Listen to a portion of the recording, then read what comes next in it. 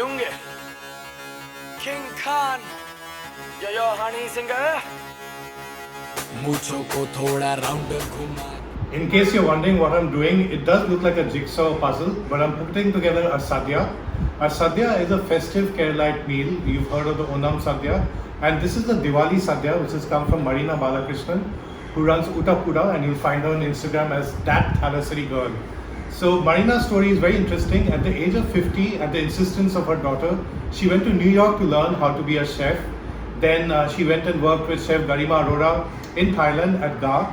And Chef Garima encouraged Marina to sort of focus on Keralite food because Marina has such wonderful memories of the food which her grandmother would cook her as a kid.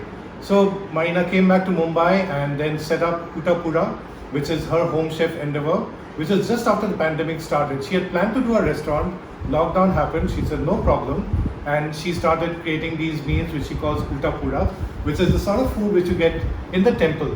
And I had one of her first meals and I was blown away by it because it was all about the simplicity of the sort of food which was cooked in her home. This is different, this is sadhya, this is festive. This is not the first time I've had a sadhya, though this is the first time I'm arranging it myself. The first time I had a sadhya was at Hotel Deluxe at Fort in South Mumbai. And basically, Mumbai does have a heritage of Keralite restaurants which were opened after India's independence in Fort, places like Deluxe, Lalit, Taste of Kerala, which is more new. In Mahim, you have got places like Sneha, Madina, then there's Sunny in Chembur, a few in Andheri East. Those restaurants were basically eateries set up for working folks, and the food is spicy, and there was both vegetarian and non-vegetarian sort of food, and sort of food which excites men. But what is beautiful about Marina's food, it's a different angle. It's about home food. And that's really what this home chef revolution, which has happened post the pandemic, is all about, is bringing out lovely food from people's kitchens to you. So now I'm going to focus a lot on getting this together. And once it's together, I'll tell you what all was there. That's a fun way of spending a Sunday afternoon, and Marina puts in so much effort into her food that it's really worth taking the time out to lay out all the food. A lot of the produce, in fact, all the produce she uses is organic and sourced from Kerala. So the moment I opened the food, I could smell the coconut oil. She's also given a jasmine flower, so it smells like a Keralite restaurant. And it's come with a blueprint in terms of what the food is and even a description. So I'm going to take you broadly through it, but perhaps not every dish.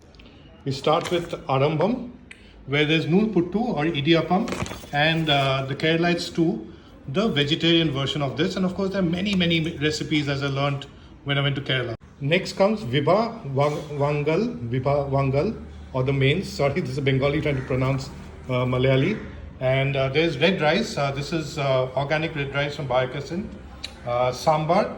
And of course, everyone has their own version of sambar. This is a nice thick one, not sweet at all. Then there is the avial. This is a slightly thicker version of it, not the soupy one. Then there is the kuttu curry, which is Bengal gram and yam. Very popular for breakfast. Also, I've had it in Kerala. And then there is kalan, not kalyan.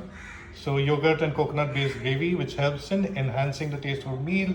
There's a beans, carrot, thoran. Then there is the Vendaka khichari, which is another yogurt based with dahi.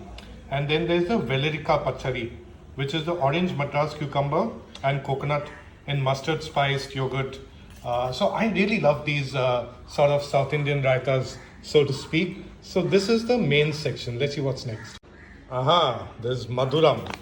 So Madhuram has payasam. In this case, it's called Pal Ada Payasam. And it's got Ada is a rice flour batter rolled out on a banana leaf like pasta, steamed and then cut into squares, cooked in rich organic cow milk. So this is not the jaggery dominated payasam which one has had in the past.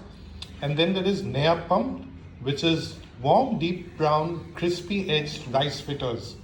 And it's made with Marayur jaggery, and in fact, she's even given a portion of the jaggery for us to use. And it's very special during festival. And it looks a bit demolished by now because I'm shooting the other stuff. But then there's the Thotu Kutal, which is the accompaniment. So it's a big part of Keralite food. So there's the papad, which I popped in the micro to heat And there are different types of pickles, so let me read them to you. There's lemon pickle, naranga achar, carrot pickle, inchupuli, ginger radish, kondatam, curd, salted chilies, and I've also added some salt. There is pepper rasam and papadam. So I'm going to sit and eat. I think I deserve a little medal for this.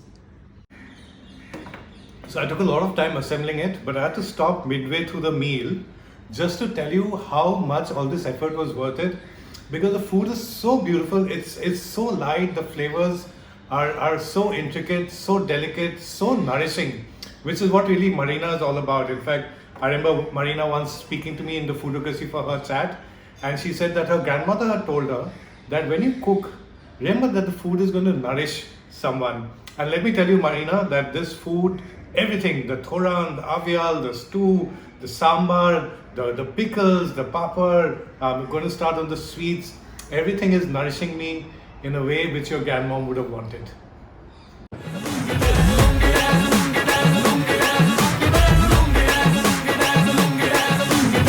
Nightie club में आया मैं तो मुझको रोकेगा कौन और गाय को